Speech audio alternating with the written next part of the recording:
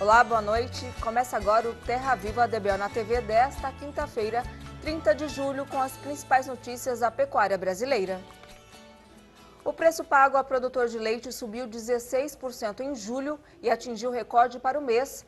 A informação é do CPEA, Centro de Estudos Avançados em Economia Aplicada da Exalc-USP. Segundo o CPEA, o valor pago ao produtor em julho, referente à captação de junho, atingiu R$ 1,75 o litro na média Brasil, alta de 16,1% em relação ao mês anterior e de 25% na comparação com o mesmo período do ano passado. O avanço foi puxado diante da maior competição entre as indústrias de laticínios para garantir a compra de matéria-prima em junho. Com as incertezas em relação ao consumo de lácteos a curto e médio prazos por conta da pandemia do novo coronavírus, os investimentos das indústrias em estoques diminuíram. Esse é o maior valor registrado para o mês de julho e o segundo mais alto de toda a série histórica do CPEA desde 2004. Em meio a esse momento que estamos vivendo, a Covid-19 também nos trouxe mudanças de comportamento e na rotina no trabalho. Situação que tem levado os profissionais a terem um reforço em relação à biossegurança na produção de alimentos. E o que está acontecendo, por exemplo, nas fazendas de leite do Brasil? Quem tem mais informações sobre esse assunto é o nosso editor Sidney Maskell. Boa noite, Sidney. Seja muito bem-vindo ao nosso rancho. Boa noite, Andréia. E a ranchada aqui embaixo desta gameleira copada, lindeira da estrada, a comitiva viajadeira do Terra Viva DBO na TV já merendou, mas ninguém se aquietou, porque a pionada estava esperando a hora marcada para a nossa reunião novidadeira, que agora já pode ser começada. E aproveitando a presença dos companheiros boiadeiros e das companheiras boiadeiras desta ribeira, a gente convida todo mundo que quiser para se sentar e também participar da função.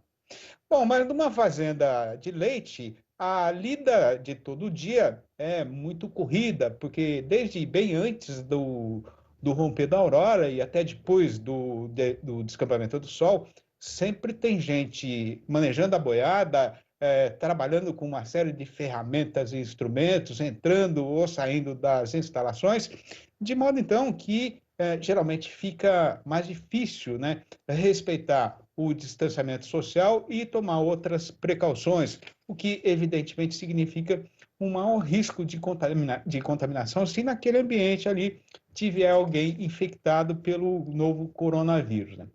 Aí o que está acontecendo é que desde que começou essa consumição da pandemia, muitos produtores estão adotando medidas de segurança extremamente rígidas, né? No tanto que já mudou assim a rotina, a cara, o dia a dia do setor.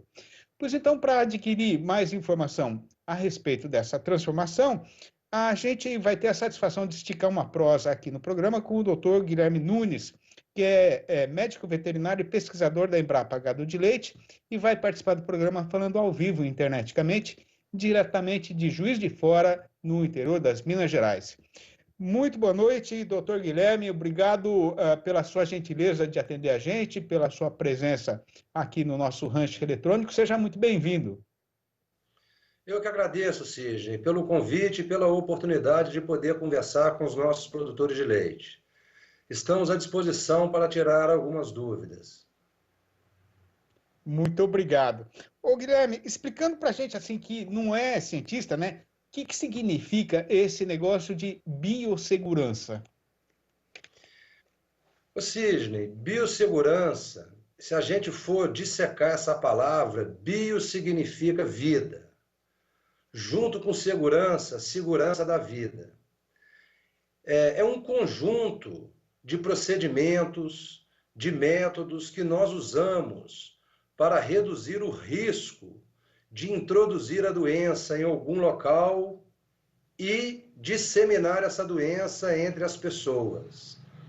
Então, hoje, como nós não temos ainda uma vacina, um protocolo terapêutico que funcione realmente contra o Covid-19, esses procedimentos de biosseguridade ou biossegurança são importantíssimos para que nós possamos continuar nessa atividade nobre que é produzir alimentos. Ô, Guilherme, para tirar a dúvida de uma vez por todas, né? A vaca pega a Covid-19 ou ela pode transmitir a doença para os seres humanos de alguma forma? Sidney, não tem nenhum dado comprovado cientificamente que a vaca ela fica doente com o coronavírus, com o novo coronavírus. Então, nós não temos informação científica que a vaca ela se infecta e transmite a doença para o pessoal da fazenda. A principal forma de transmissão, no momento, a gente entende que é de ser humano para ser humano. Entretanto, a vaca pode funcionar como uma ponte, um veículo. Uma pessoa infectada, ao tossir, ao espirrar, ele pode, nas gotículas, passar o vírus para o pelo do animal. E uma outra pessoa em contato pode se infectar. Do ponto de vista biológico é possível, mas não existe a transmissão da vaca doente para o ser humano. É uma doença de seres humanos. A principal forma de transmissão é de ser humano para ser humano. Ô, Guilherme, então, como é que a pandemia da Covid-19, né, está mudando os procedimentos de segurança dentro das fazendas leiteiras, conforme a gente está vendo aí nessas últimas semanas, principalmente? Então, Sidney, existe um montante de informação a todo momento para a sociedade em relação a como evitar e prevenir o Covid-19. Então, nós temos informação que o uso de máscara é importantíssimo, principalmente em ambientes fechados, lavar a mão constantemente após a saída de um cidadão para a rua, manter uma distância de no mínimo 2 metros entre as pessoas numa fila de banco, numa fila de supermercado, estar sempre higienizando as superfícies aonde as pessoas tocam, porque o vírus pode sobreviver em uma superfície de inox por até 3 dias. Então, todas essas medidas de limpeza, de distanciamento social, elas são muito importantes nesse momento. Vale a pena ressaltar que essas medidas, elas, de certa forma, ajudam o produtor a não introduzir a doença na sua propriedade, nas pessoas. Então, é muito importante a gente entender como que está a situação do Covid na nossa região, na nossa cidade, porque, às vezes, essas medidas de biosseguridade, elas podem ser mais fortes em relação à quantidade de doença que tem na região. Agora, Guilherme, como é que é esse conceito, né, de área limpa dentro da fazenda, que o pessoal usa muito aí nas fazendas de suíno, de aves principalmente. Como é que é isso na prática? Excelente colocação. O sistema de produção de suínos e aves, eles já adotam medidas de biosseguridade há muito tempo. Eles têm um sistema de produção onde não é permitido as pessoas entrarem sem nenhum requisito de biosseguridade. Essas pessoas, quando entram numa propriedade de suínos ou de aves, elas são obrigadas a tomar banho, elas são obrigadas a usar um macacão e botas para transitar. Essas pessoas não têm acesso aos animais. Esses animais, de acordo com o período de cria, de recria, são colocados em galpões distintos, para que, caso aconteça alguma doença, a transmissão ela pode ser freada dentro de um galpão e não dissemina para todo o sistema de produção. Então, essas medidas de biosseguridade para evitar a introdução de patógenos e a disseminação desses patógenos no sistema de produção de suínos e aves, Isso já vem trabalhado há bastante tempo. E nós poderemos seguir o exemplo do sistema de produção de suínos e aves em relação aos bovinos de leite. Algumas fazendas já estão começando a adotar essas medidas de biosseguridade. As pessoas não têm acesso sem um registro prévio, as pessoas não conseguem entrar de carro nas propriedades. Então, existe um controle muito grande de acesso, principalmente de pessoas, nesses sistemas de produção. De certa forma, Sidney, isso também evita a disseminação do Covid-19 entre as pessoas que estão trabalhando nesse sistema de produção. Então, a sua colocação foi muito bem feita.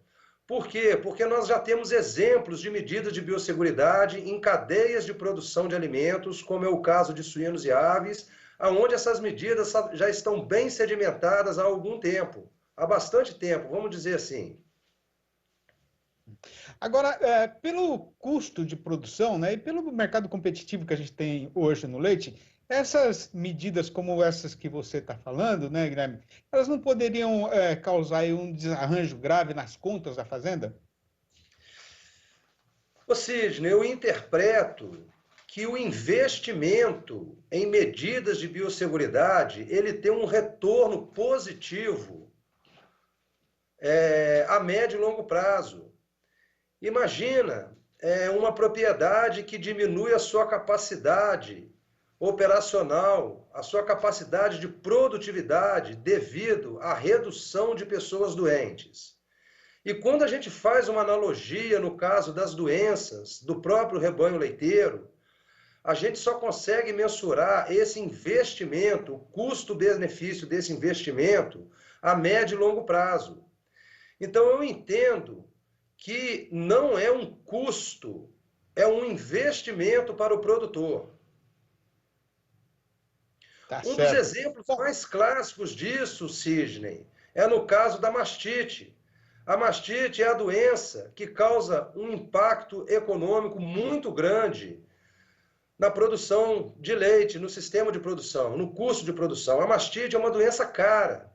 Tudo aquilo que a gente pode fazer para investir, para eliminar alguns agentes da mastite que podem entrar no rebanho e a disseminação desses agentes entre os animais, isso a médio e longo prazo é um reflexo positivo nas contas da propriedade. A maioria dos produtores de leite sabem, a mastite é uma doença cara. Vale a pena investir no controle e na prevenção dessa doença. Não só dessa doença. Eu dei um exemplo, porque é a doença que solta os olhos do produtor com impacto econômico. E nós temos dados da literatura também científica que quando o produtor entende o prejuízo econômico da doença, ele tem 10 vezes mais chances de investir nos procedimentos de controle e prevenção dessa doença. Tá certo. Bom, é muito interessante essa conversa, né, Guilherme? A gente vai acompanhar a evolução disso e voltamos a conversar com vocês aí da Embrapa em breve, né? Muito obrigado pela sua participação aqui no programa, Guilherme. Um grande abraço para você, um abração para toda a turma aí boa da Embrapa Gado de Leite. E até a próxima. Eu que agradeço a oportunidade, Sidney. Tenham uma boa noite todos. Para nós todos. E a gente volta agora para os nossos estúdios no bairro do Morumbi, aqui na capital paulista, com a companheira Andréa Fogaça. Obrigada, Sidney. Daqui a pouco você volta com mais informações. Vamos agora para um rápido intervalo e já voltamos. Estamos de volta com Terra Viva DBO na TV. No primeiro semestre, os focos de queimadas no Pantanal cresceram 206% na comparação com o mesmo período do ano passado. Os dados são do Programa de Queimadas do INPE, Instituto Nacional de Pesquisas Espaciais, e a redução da pecuária pode ter relação com o aumento dos focos. O principal motivo do alastramento do fogo é o período atípico de seca. Já Mato Grosso concentrou cerca de 20 mil focos neste ano, o que resultou em uma ação conjunta de combate entre o Corpo de Bombeiros do Estado, a Secretaria de Meio Ambiente e o Exército. No início da semana, os incêndios florestais de grande proporção foram registrados nos municípios de Cáceres e Sorriso. O estado também está inserido na Amazônia Legal, onde as queimadas estão proibidas por 120 dias, por decreto assinado pelo presidente Jair Bolsonaro. Para o superintendente da Associação dos Criadores de Mato Grosso, Chico Manzi, a diminuição da atividade pecuária no Pantanal tem contribuído para as queimadas. O rebanho bovino do Pantanal diminuiu muito. Então a gente pode até se arriscar a dizer que a pecuária não precisa mais do Pantanal, mas o Pantanal precisa da pecuária, porque na época que baixa a água, esses animais comem a vegetação, com isso eles fazem um acero, entre aspas, limpando essa massa que depois seca e acaba queimando.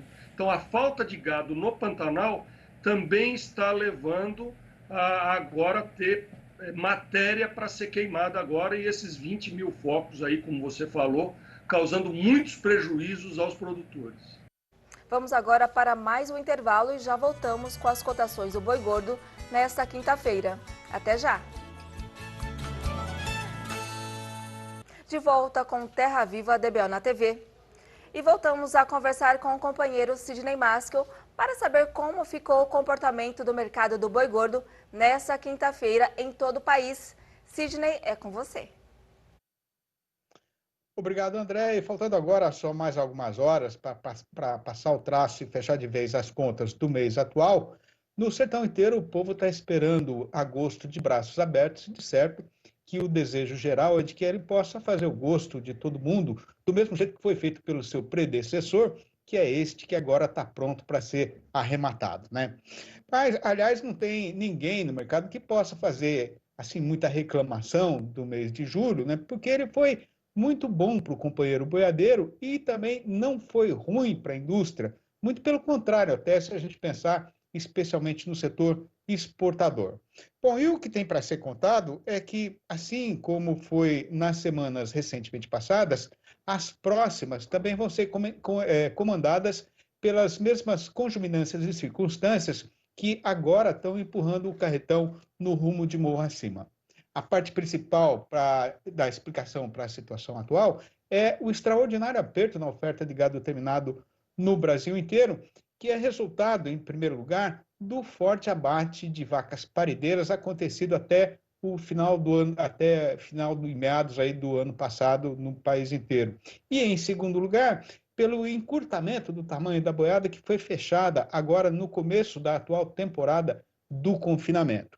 Outra questão igualmente importante é o comportamento do mercado interno, né? Onde o consumo de carne caiu, mas não foi no tanto que estava sendo esperado, e isso está ajudando bastante toda a cadeia produtiva da carne bovina a enfrentar a grave crise na economia provocada pela pandemia da Covid-19. E falando agora, então, na segunda perna que sustenta a demanda, que é a exportação, o mês de julho foi o melhor mês de julho da história do setor exportador brasileiro. E a mesma coisa deve acontecer com o próprio ano de 2020, né? Porque tão cedo o apetite do comprador estrangeiro não vai esmorecer. No balanço do dia da Scott Consultoria foram registradas mudanças nas cotações em 9 das 32 regiões pesquisadas no Brasil inteiro, e desta vez todas foram no rumo de morro acima. E se o amigo pecuarista quiser fazer a anotação dessa lista, faça o favor, então, de pegar a caneta e a caderneta, porque a companheira jornalista Andréa Fogaça já está pronta para fazer a recitação. Acompanhe, então. A recitação das mudanças de hoje começa com Belo Horizonte, capital de Minas Gerais, com boi aumentado para R$ 220,50 a prazo e já descontada a parte do Fundo Rural. Em Goiânia, capital de Goiás, a alta foi geral, com o macho indo para R$ 212 e a fêmea para R$ 202. Em Dourados, o preço do boi subiu para R$ 209 e o da vaca para R$ 197. Em Três Lagoas, o macho sai por R$ 211. Em Cuiabá, capital de Mato Grosso, a vaca está cotada em R$ 189. No sudeste do estado, a arroba do macho pulou para R$ 197.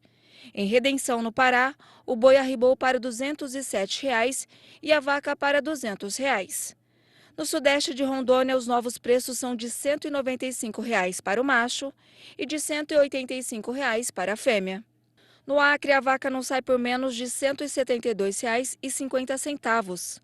Aqui no estado de São Paulo, tanto em Barretos quanto em Araçatuba, o caso foi de estabilidade, com o macho sendo falado na base de R$ 221,50. Tá certo, então, e está chegada agora a hora da recitação do versinho do dia, que esta semana está sendo, os versinhos dessa semana estão sendo sobre vida cotidiana, que é tudo aquilo que acontece no dia a dia do sertanejo, do caipira brasileiro. Vai ouvindo essa, ó.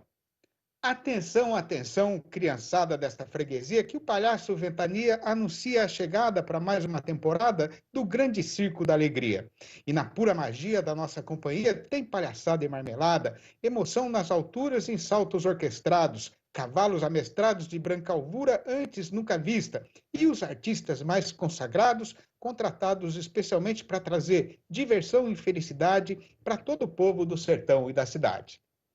É isso então, gente. Eu vou ficando por aqui. Volto amanhã. Um abraço para todo mundo e devolvo a palavra para você, nossa companheira Andréa Fogaça. Muito obrigada, Sidney. Amanhã você volta trazendo mais informações e versinhos para a gente. E o DBO de hoje fica por aqui. Obrigada pela sua companhia. Nós voltamos nessa sexta-feira com reprise desse programa às 6h30 da manhã e uma nova edição a partir das 7h45 da noite. Até lá!